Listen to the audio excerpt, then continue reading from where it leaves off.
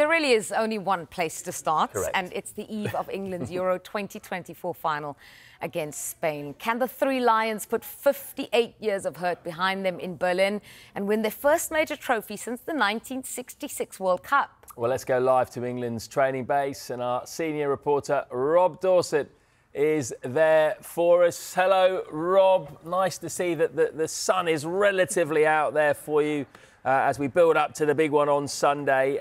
You spoke to Declan Rice yesterday. Just how much is he drawing on the disappointment of the last Euros final defeat then? Massively, massively. And importantly, he says the whole squad is as well. And bear in mind that 13 members of this squad, half of them had never been to a major tournament before. That's significant, I think. He says we want to be a nation of winners. We've come very close. We've come so far. We've grown as a squad through these last number of tournaments. And he's right, isn't he? I mean, if you look at the facts, since Gareth Southgate took over the 2018 World Cup, they got to the semi-finals in Russia. Then they made it to the Euros final at Wembley last time out, and we know what happened there. A quarter-final of the World Cup in Qatar last time out, and here they are again in a final. England are getting closer. And it was a really emotional Declan Rice that spoke to me and the rest of the media yesterday. He poured his heart out, in truth. He's always good to talk to, but it was extra special hearing from him last night, I think you have to say. This really matters to him, and he says it absolutely matters to the squad of players as well. They know that they are very close to making history. It's a massive moment for our nation. You know, getting to the final back in 2020. You obviously don't think that moment could be topped, but obviously we're now back in another final back-to-back, which is history in itself. But now we're obviously aiming to do one more, and we don't want to just keep talking about it as in we're getting to finals and we're happy with that. You know, we now want to be a country where we win. Honestly, I've never seen a group so motivated.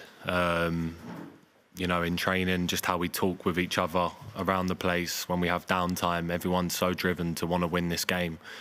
Even before the tournament, just to win the tournament alone. You know, we want it so much. I think in terms of Euro 2020, it hurt. You know, it still hurts to this day. You know, seeing Italy walk up at our stadium, our home stadium, and lift that trophy is something that lives with you as a football player. But the beauty of football is you get chances to, you know, recreate their memories. And, you know, we have that chance now on Sunday. So, look, we know it's going to be tough. We can never overlook Spain. They've been an unbelievable nation for so many years now. So we know it's going to be a cracker. And we've, well, all 26 men, whoever's involved, are going to have to be on it and be ready. Rob, Spain played 24 hours before England in their semi-final. How much of an advantage do we think there is? Is there any talk about the squad being a little bit tired, about fatigue? Julia, for me, this is England's biggest threat.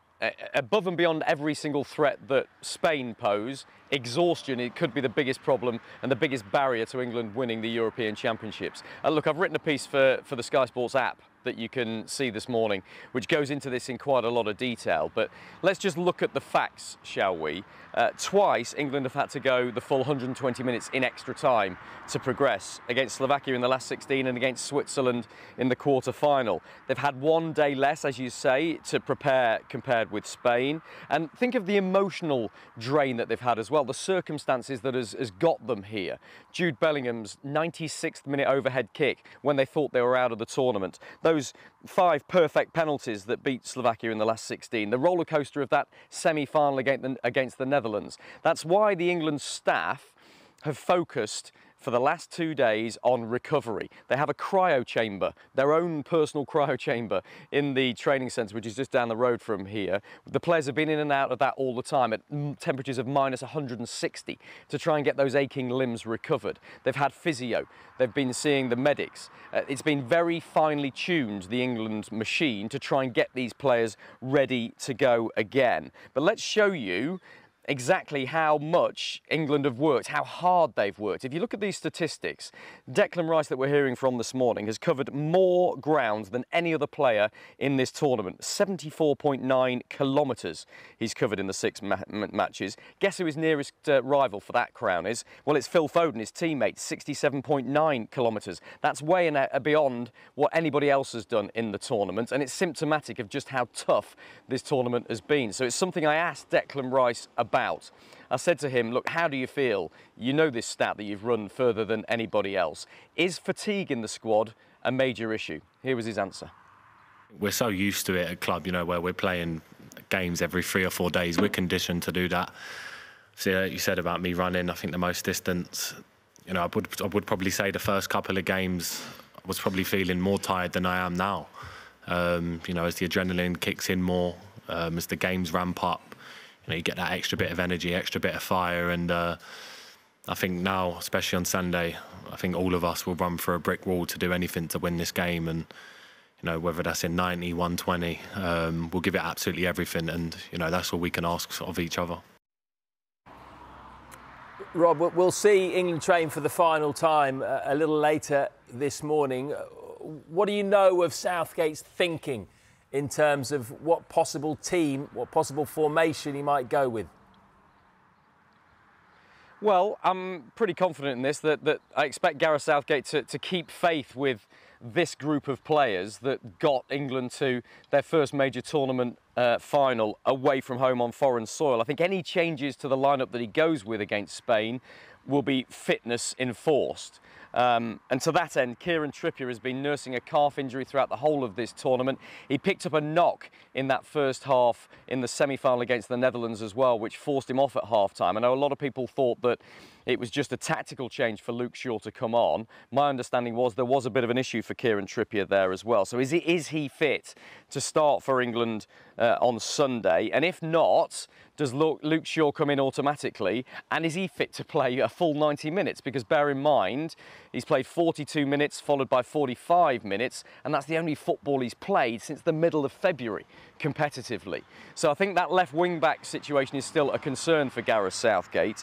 Elsewhere, well, look, I think Gareth Southgate will stick with the rest of the team pretty much as is, and that means sticking with the 3-4-2-1 formation that he produced as a complete radical change of plan in the middle of the knockout games. It worked well in the quarter-final, it worked well to full effect, I think, against Netherlands in the semi-final, where England had their best performance of the tournament so far. So I think it will be tweaks rather than anything fundamental in terms of what Gareth Southgate does to potentially change his starting 11. But we'll just have an eye at training on left-back. How is Luke Shaw looking? How is Kieran Trippier looking? Are they both out there fully taking a part in training? When you join us for live training later on, it'll be absolutely vital to see if all 26 members of the England squad are out there. Yeah, can't wait to see that big moment then. England's final training session live, 11:30 with Rob Dorsett. Thank you, Rob.